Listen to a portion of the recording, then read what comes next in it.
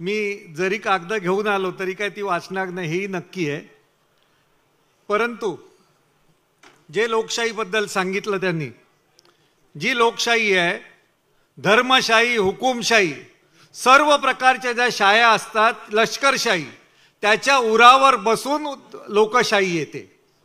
म्हणूनच शंकराचार्य एका मर्डर केसमध्ये आत जातो, तो वेद म्हटल्यामुळे बाहेर येत नाही, तर 302 खाली आतमध्ये जातो आणि जामिनावरती त्याला 9 महिने जामीन तुरुंगात राहिल्यानंतर सुटावं लागतं। शाही इमामला सुद्धा एका भानगडीमध्ये तो आतमध्ये गेला, जामिनावरती सुटला, तो संविधानामुळे सुटला।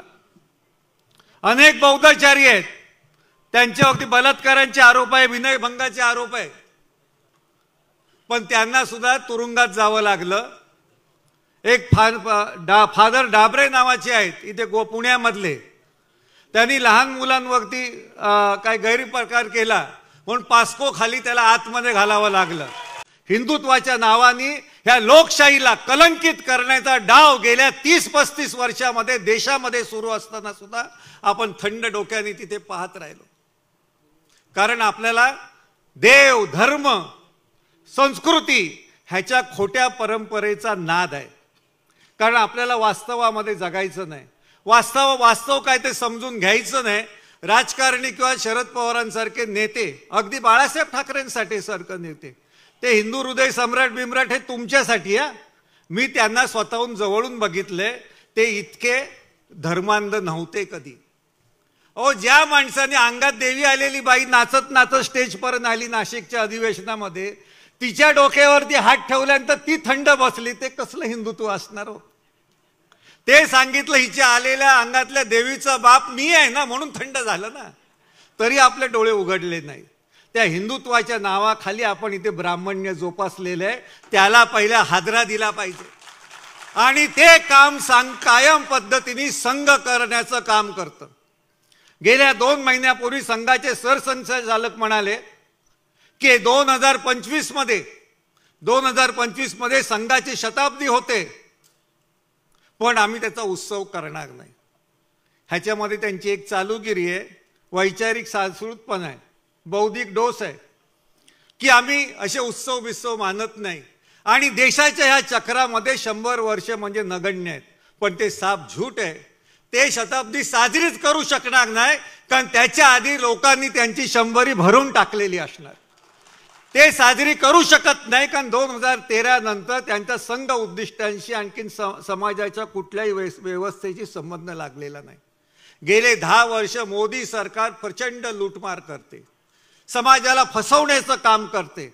एका दिवसामध्ये ते आदेश वेगवेगळे देतात, तुम्हाला फसवून टाकतात, पण आपण लोक बोलत नाही त्याच्याबद्दल। त्याचं कारण असं आहे की आपल्याला खोट्या खोट्या गोष्टींचा नाद आहे।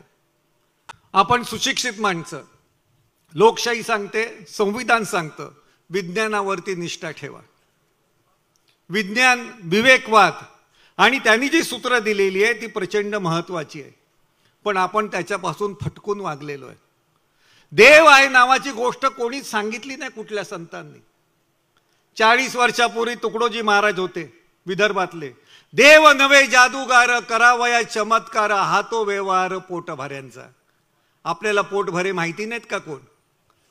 आज तुम्हाला शिकलेल्या बायका, तरुणी मिळतात, प्रेयसी मिळते, सहकारी मिळते, ती कोणामुळे? महात्मा फुलेंमुळे मिळते।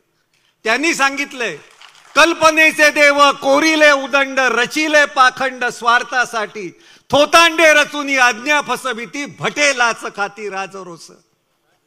त्यांनी दक्षिणेला लाच म्हटलंय, पण देताना आपल्याला लाज वाटत नाही। 150 वर्षापूर्वी सांगितलं। त्याच्या आधी तुकाराम महाराजांनी सांगितलं, तीर्थी धोंडा पाणी देव रोकडा सज्जनी, देव पहावयासी गेलो देव होऊन या ठेलो। पण आम्ही त्यांचंही ऐकलं नाही। तो गोपाळ बडवे नावाचा बडवा तीर्थकुंडामध्ये लघवी केली त्यांनी, त्याला पकडला गेला CCTV मध्ये। लोकसत्तेमध्ये मोठी बातमी आली त्याच्यानंतर 2 महिन्यांनी की यावेळीची आषाढी एकादशीची वारी 8 लाखाची 11 लाख झाली। काय त्याच्या लघवीचा पराक्रम बघा ना, 3 लाखांनी वाढली। त्याच्या आधी 400 वर्ष कबीर सांगतात जत्रा में फतरा बिटाया तीरथ बनाया पानी दुनिया भई दीवानी पैसे की धुलदानी। माणसाकडे पैसा आला की माणसाला धार्मिक व्हावंसं वाटतं, पण कायम लक्षात ठेवा माणूस जितका धार्मिक तितका बदमाश असतो। त्याच्यामुळे ज्याच्या दारामध्ये काळी भावली त्याच्याकडे ब्लॅकचा लोचा झालाय असं समजा। ज्यांनी सत्यनारायण घातला त्याच्याकडे समजायचं की क्रीम पोस्ट मध्ये बदली झाली म्हणजे जास्त हप्ते येणार।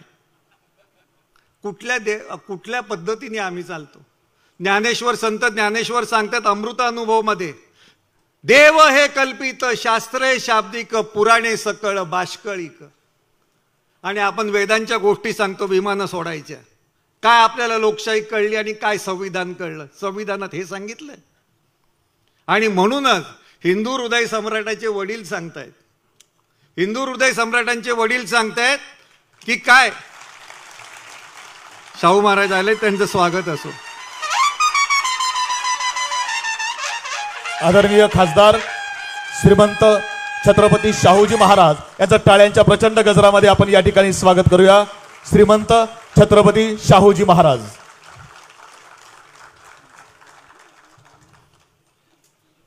म्हणून प्रबोधनकार ठाकरेंचे वडील सांगतात देवळांचा धर्म आणि धर्माची देवळेमध्ये शेवटचं सांगतायत की ह्या देशातला तरुण जेव्हा स्वयंप्रज्ञेने उभा राहील म्हणजे स्वतःच्या अकलेने, तेव्हा त्याच्या विचाराचा पहिला हातोडा देवावरती आणखीन देवळावरती पडेल। आणि तिथे आपण राम मंदिराच्या गोष्टी करतो बांधायच्या। कुठलं संविधान, कुठली लोकशाही काय कळली आपल्याला? जिथे हातोडा मारायचे तिथे आपण दगड जमवले, विटा जमवल्या। कारण आपले मेंदूचे दगड करायचं काम गेल्या 40 वर्षात या RSS आणि भाजपनी सत्तेसाठी केलेलं हे आपल्याला कळलेलं नाहीये, समजलेलं नाहीये। आपल्याला 7वी 8वी मध्ये शिकवलेलं आहे की हा सूर्य स्थिर आहे आणि सूर्य स्थिर असून पृथ्वी स्वतःभोवती फिरता फिरता सूर्याभोवती फिरते। आता एवढी जर सूर्याभोवती जर पृथ्वी जर फिरत असेल तर दिशा नावाची गोष्ट काय राहिली का सांगा? पण तो कुठला भटजी ज्योतिषी सांगतो की तुमच्या घरामध्ये नड आहे तर तुमच्या घरामध्ये अडचण आहे, तुमच्या उजव्या बाजूला पूर्वेच्या बाजूला उजव्या सोंडेचा गणपती ठेवा। आम्ही सुशिक्षित माणसं गणपती ठेवतो, वास्तुशास्त्र बघतो, कर्ज काढतो आणि घरातलं कर्ज 25-30 लाखाचं कर्ज काढायचं आणि 5 लाख परत त्याचं डेकोरेशन बदलून दिशा बदलण्यासाठी सगळं बदलून टाकलेलं आहे। हो, एवढी जर दिशा जर बदललेली असती, रोजच्या रोज दिशा बदलते असल्यानंतर आपल्या मेंदूची दुर्दशा का नाही होणार? आपल्याला ते कळलं नाही कारण आपला भूतावरचा विश्वास संपला, घाबरायचे बंद झाले। कारण आता उजेड आला, भूत काय वाटत नाही, समजतं, पण भूतापेक्षा भट भारी असतो हे लक्षात ठेवा। त्याच्यातून जोपर्यंत तुम्ही सुटत नाही तोपर्यंत तुम्हाला कधीच लोकशाही कधी खरी कळणार नाहीये। मग ते शाहूराजे असतील, महात्मा फुले असतील, डॉक्टर बाबासाहेब आंबेडकर असतील, आपले क्रांतीवीर नाना पाटील असतील, भाऊराव पाटील असतील, जगदाळे गुरुजी असतील, पंजाबराव देशमुख असतील, ह्या सगळ्यांनी हे सांगितले त्याचे लाभ आहेत, पण आपण लोकांनी त्याचा दुरुपयोग केलेला आहे। त्या विचारांची गद्दारी झालेली आहे। भूतापेक्षा भटबारी का? तर भूत आहे ते रात्री लागतं, भट आहे तो दिवसा लागतो। भूत आहे लागलेलं कळतं पण दिसत नाही, भट लागलेला दिसतो पण शेवटपर्यंत कळत नाही। त्यामुळे फडणवीस काय बोलतात ते कळतच नाही आपल्याला, तो त्याच्या स्वार्थाचं बोलतोय। पहिली बॉम्ब जातीची त्यांनी मारलेली आहे, त्यांनी सांगितले मी ब्राह्मण आहे म्हणून लोक शिव्या देतात मला। अरे तूच सांगायचं मी कोण आहे आणि लोकांनी बोलल्यानंतर घाबरतोस कशाला? हे त्यांनी केलेलं आहे, हे आपल्याला इतिहास माहिती पाहिजे आजकालचा। हे त्यांनी स्वतः बोलत, तुम्ही बॉम्ब मारल्यानंतर तुम्हाला बोलणारच। आणि सगळ्यात महत्त्वाचं म्हणजे भूत आहे हा कल्पनेचा रोग आहे, तो मानसोपचाराने दूर करता येतो। भट आहे हा सामाजिक धार्मिक राजकीय रोग आहे, तो जाळून खाकच केला पाहिजे। म्हणजे आपल्या डोक्यातून त्याची पहिली राख केली पाहिजे। पहिलं त्याच्यातून सुटा। तुम्हाला ज्यांनी ज्यांनी घडवलंय, ज्यांच्या विचाराने आम्ही पुढे आलोय त्यांचा विचार करा। आता इथे संभाजी ब्रिगेड आहे म्हणून महिला कमी आहेत का माहिती नाही, पण बरोबर आपल्या बरोबर एखादी आपली बायको, प्रेयसी, मैत्रीण, सहकारी घेऊन आलं तर बिघडलं असतं काय? सत्संगाला जाताना जातात ना, अहो सत्संगासारखा वाईट बाजार कुठला नाही मी सांगतो, सगळ्या भानगडी तिकडे आहेत। मी 30 वर्ष तेच करायचं काम केलं, नका जाऊ तुम्ही तिकडे। संध्याकाळी तुम्ही आता ते स्वामी बिमी जोरात चालू आहे, रोज काय ते तो कपड्यात कमी कपड्यात माणूस दिसतो, आपला नवरा आपला मुलगा असं फिरला घरात तर चालेल का संध्याकाळच्या वेळेला? पण आपल्याला वाटतं स्वामींनी सगळी स्वामींची कृपा। मग 50 वर्ष शरद पवारांनी राजकारण केले काय ते असंच केलं? काही योजना बिजना राबवल्या नाहीत, शाळा उभ्या केल्या नाहीत, कर्जासाठी बँकांना निर्माण केल्या, काय केलं काय? मग जे करेल ते स्वामी करेल। कोण टीव्ही वरनं सांगते, एक तो नटी आहे अशोक सराफची बायको, की वरतून उडी टाकली तरी स्वामी वाचवतील। मग हिलाच ऑलिम्पिकमध्ये पाठवलं पाहिलं होतं ना उड्या मारायला। कसला ऐकतो आपण विज्ञानाचा किती दुरुपयोग आपण केलेला आहे, आणि आपण ओपनली बोलतो आणि लोकशाही आहे म्हणून सांगतो। हे बदलायचं काम संभाजी ब्रिगेडनी कायम केलेलं आहे 27 वर्ष। हे माझ्यासाठी काही नवीन नाही आहे, हे सतत आम्ही बोलत राहिलो म्हणून काहीतरी आज धाकधूक तरी आहे। नाहीतर ह्या लोकांनी हिंदुत्वाच्या नावाखाली लोकांपर्यंत ब्राह्मण्य पोचवलेलं आहे। कधी त्या सत्य सावित्रीचं व्रत को सत्यवान होतं, पुराणातल्या कथा सांगून काय आयुष्य बदलतं काय कोणाचं? रामाचं मंदिर बांधलं, कशासाठी बांधलं? कधीतरी विचार करा ना तुम्ही। तो एक पत्नी होता, हे अमुक होता तमुक होता काय होता, त्याच्यावरती नाटकं आलेली ती पहा तुम्ही। त्याच्यामध्ये माझ्या बहिणीला कोणी गरोदर असताना घरातनं बाहेर काढलं तर मी तो कोण तिचा नवरा असेल त्याला शिल्लक ठेवीन काय? धोब्याचं ऐकतो, बायको बाळणपण असताना त्या धोब्याचं ऐकून पाठवून देतो, तिचं बाळणपण होतं आणि आपण त्याला देव मानतो। आपल्याला लाज वाटली पाहिजे। त्या मामा वरेरकरांचं नाटक आहे, त्याचे फक्त 5 शो झाले।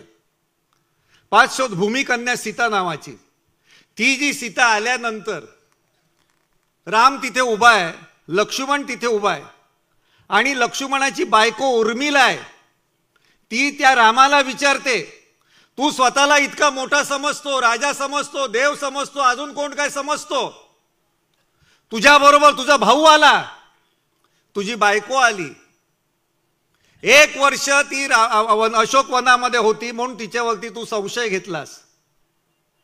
तू तुझ्या भावाला विचारलंस काय की 14 वर्ष तुझी बायको उर्मिला त्या राजवाड्यात कशी राहिलेली असेल? ती सांगते अग्निपरीक्षा घ्यायची असेल तर सीतेची घेऊ नको, माझी शुद्धता बघ, म्हणजे तुझी खानदान काय लायकीची असेल ती समजेल। त्या नाटकाचे 5च शो झाले, नंतर नाही झाले। हे इकडची संस्कृती सांगते। हे मला वाटतं आपण वास्तव समजून घ्या। तुम्ही जिंकूया 10 दिशा जे लिहिलेलं आहे तिथे, हे माझ्या नाटकाचं नाव आहे, पण त्या 10 दिशा जिंकायच्या कशा ते पहिल्यांदा आपल्याला समजलं पाहिजे ना। आपल्या देशाची दुर्दशा करून ठेवणाऱ्यांची दुर्दशा लावल्याशिवाय आपल्याला दिशा खऱ्या कळणार नाही। आपल्याला पहिल्या त्या कळल्या पाहिजे। चंद्रावरती यान गेलं, सगळं गेलं, विज्ञान किती पुढे गेलं। 1921 सालामध्ये एस.जी. ज्वेल्स नावाचा शास्त्रज्ञ होता, त्यांनी कल्पनेतनं यान तयार केलं, अवकाश यात्रा केली। अवकाश यात्रा कशी होईल ते त्यांनी केलं। ज्यांनी ह्या विषयावरती त्यांना कल्पना कथा वाटल्या, परिकथा वाटल्या, त्या लोकांनी त्यांची टिंगल केली। पण युरोप आणखीन अमेरिकन कंट्रीमध्ये त्या प्रतिमेवरती प्रतिभा चालवून त्यांनी तशी प्रतिमा निर्माण केली, नासा तयार केलं। 1951 सालामध्ये पहिलं माणूस विरहित यान गेलं। आज तिकडे यान गेल्यानंतर माकड गेलं, झुरळ गेलं। 1969 सालामध्ये प्रत्यक्ष मानवानी पाय ठेवला। त्यानंतर 100 यात्री चंद्रवीर यात्री झाले, आपले राकेश शर्मा पण झाले। कधीतरी मनात विचार करा, आता चंद्रावरती काय आहे? तिकडचं पाणी गेलं, पाणी हे समजलं, तिथे प्रातर्विधी केला तर ते नाश होतो हे समजलं। इतकं समजलं तरी आपल्या संकष्ट चंद्रोदयानंतर सुटतात का? हा जर प्रश्न नाही विचारला तर तुम्हाला संविधान कधी कळणारच नाही। संविधानामध्ये मुळात हे सांगितलेलं, इथे धर्माचा रूढी परंपरेचा काय संबंध नाही। ह्या रूढी परंपरा सगळ्या झूट आहेत, काही खरं नाही। एक सासूबाई होती, तिचं असं नेहमी म्हणणं होतं, मी सांगेल तसं ऐकायचं, आमच्या खानदानाची इज्जत हे आहे, पद्धत आहे, तसंच ऐकायचं. एक दिवस सासरा गेला. सासरा गेल्यानंतर काय झालं तर ती सासूबाई म्हणाली, माझ्या नवऱ्याला काय आवडतं ते मला माहिती आहे. तिने एका पातेल्यामध्ये मोठी खीर केली आणि भरलेली होती, निवांत ठेवलं होतं. भटजीबुवा खाली बाहेर जेवायला आले होते. सून होती, ते सगळं चित्रण बघत होती. तेवढ्यामध्ये किचनच्या खिडकीतून एक मांजर आलं. ते चाटण्याचा प्रयत्न करायला लागलं, तर तेवढ्यात ते मांजर त्या खिरीमध्ये पडलं. सासूबाईंनी इकडे तिकडे बघितलं, ते मांजर घेतलं आणि खिडकीतून बाहेर फेकलं. फेकल्यानंतर काय झालं, त्याच वेळी त्या सुनेनी ते बघितली ॲक्शन, की बाबा हे मांजर घेतलं आणि फेकून दिलं. थोड्या दिवसांनी सासू मेली. घराण्यातली रीत आली, ह्यांच्या घराण्यामध्ये खीर बनवतात कोण मेल्यानंतर. तिने खीर बनवली, सगळं चांगलं खीर बनवली. आता भटजीबुवांना खायला घालायचं, तेवढ्यात तिने नवऱ्याला सांगितलं, जा आणि एक मांजर पकडून घेऊन या. ते म्हणाले, कशासाठी? आपल्या घराण्याची रीत आहे, तुम्हाला माहिती नाही, सासूबाईंनी मला सगळं शिकवलं. आजकाल नवरे ऐकतात बायकांचं सगळं. त्यामुळे बिचाऱ्यांनी आणलं ते मांजर कुठून, हिने घेतलं, बुचकाळलं त्या खिरीमध्ये आणि फेकून दिलं आणि म्हणे, घाला त्या भटांना म्हणून. हे झालं. म्हणाले, ही कुठली पद्धत? तुमचे वडील गेले तो सासूबाईंनी हेच केलं होतं, त्यामुळे सासूबाई केल्यानंतर मी हेच करणार आहे. ह्याला म्हणतात रूढी. ह्या कधी रूढी ह्या मोडण्यासाठी असतात, चालवण्यासाठी नसतात, म्हणून त्याला रूढी म्हणतात. आता सत्यवान मगाशी कोणीतरी सांगितलं की ते पुनर्जन्म मानत नाही आपले, निरंजन तकले म्हणून. खरंच आहे, मानलं तर भयानक पंचायत होईल, प्रचंड पंचायत होईल. कारण जर सत्यवान सावित्रीचं व्रत आहे ना, आता वटपौर्णिमा झाली, कधीतरी विचार करा, तो सत्यवान मेला, त्या सावित्रीनी हे सगळं केलं, झाल्यानंतर तो जिवंत झाला, त्यांनी काय असं पराक्रम केला मला सांगा? त्याची काही गोष्ट बिष्ट आहे का? परंतु सत्यवान सावित्रीचं व्रत करतात त्या बायका असतात, ते सांगतात काय, तर 7 जन्मी हाच नवरा असावा. त्या नवऱ्याचा काही चॉईस आहे ना वेगळा, तो बघतो ना पिक्चर काय ते. मला तुम्ही सांगा, ते पुनर्जन्म मानायचं तर विपाकाप्रमाणे नवऱ्याने काही शेण खाल्लं असेल, तो असेल त्याच्याप्रमाणे त्याला जन्म मिळणार. मी 7 जन्मी तोच जर नवरा केला, अपेक्षा केली, तर त्याने कुठे बाहेर शेण खाल्लं असेल आणि डुक्कर झाला असेल, तर मी कशाला डुकरीन व्हायला पाहिजे? हे म्हणजे हिंदुत्व. ह्याच्यापेक्षा हिंदुत्व बाहेर काय नाहीये.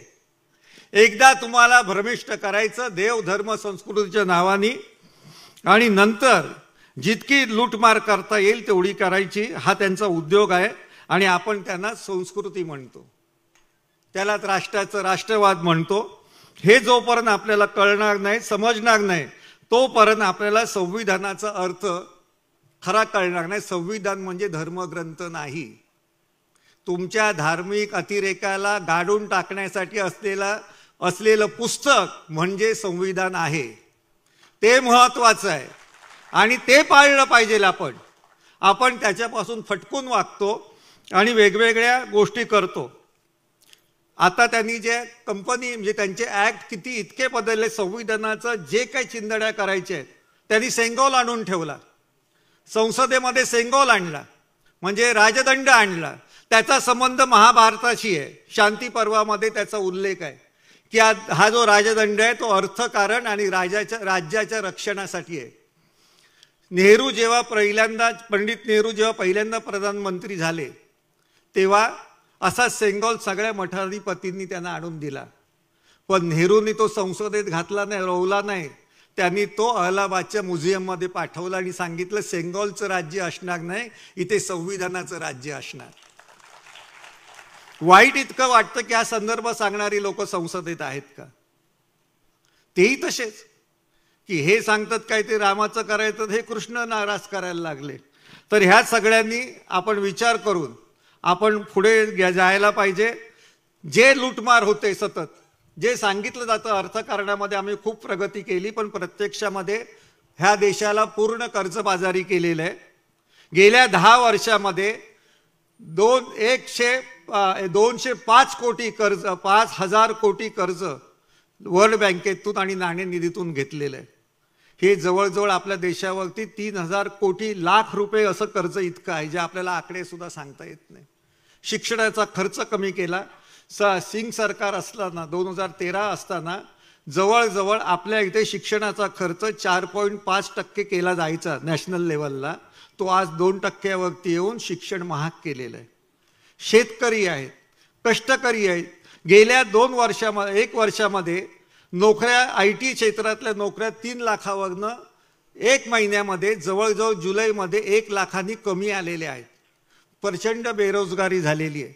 अशा वेळी आपण कशा पद्धतीने जायचं, मला असं वाटतं ते काम संभाजी ब्रिगेड तर मनापासून करते.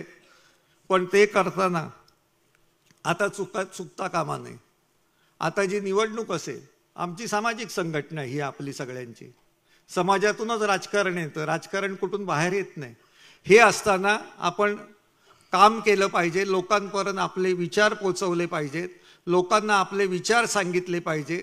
त्याच्यामुळे तुमच्या मनामध्ये मावळा असेल शिवरायांचा, तुमच्यामध्ये सत्यशोधक असेल, बाबासाहेब आंबेडकरांचा समता सैनिक असेल, तर त्याला मनापासून विनंती, उठ मावळ्या पहा जरासा संत जनांची शिखरे, सुधारकांच्या कथा सांगती जातीची लक्तरे.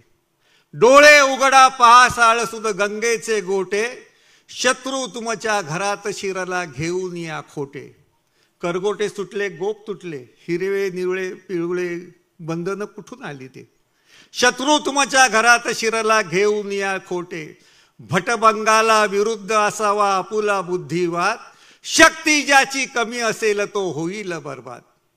जातीचा करुणी विचका, धर्माचा तोडला लचका, धर्म म्हणजे नीती, स्वार्थाचा भरला मटका, बहुजना ठेवीला फाटका, देवासही दिला झटका, दगडात कोंबूने त्याला थोटका केला होजी. यावर केले वार फुले शाहू प्रबोधनकार, वर आंबेडकरी प्रहार, झाले हरामखोर गपगार. त्यांना उठून द्यायचं नाही र, त्यांना गाडून टाकायचं. पण निश्चय पडला ढिला, पिकला अंधश्रद्धेचा मेळा, पिकला अंधश्रद्धेचा मळा, विद्यापती केला दूध खुळा. गणपतीला दुधाला पाणी पाजलं, दूध खुळा, त्यात बहुजन फसला भोळा. आता करून त्याला गोळा, फिरवूया थोतांडावर विळा, सोडूया जातीचा पिळा, लावणी लोकधर्माचा टिळा. उठा लोको अंधारावर घाव निशाणी घाला, उठा लोको अंधारावर घाव निशाणी घाला, लोकधर्माचा झेंडा उंचवत जय शिवाजी बोला, सत्य धर्माचा झेंडा उंचवत जय शाहू फुले आंबेडकर बोला. धन्यवाद.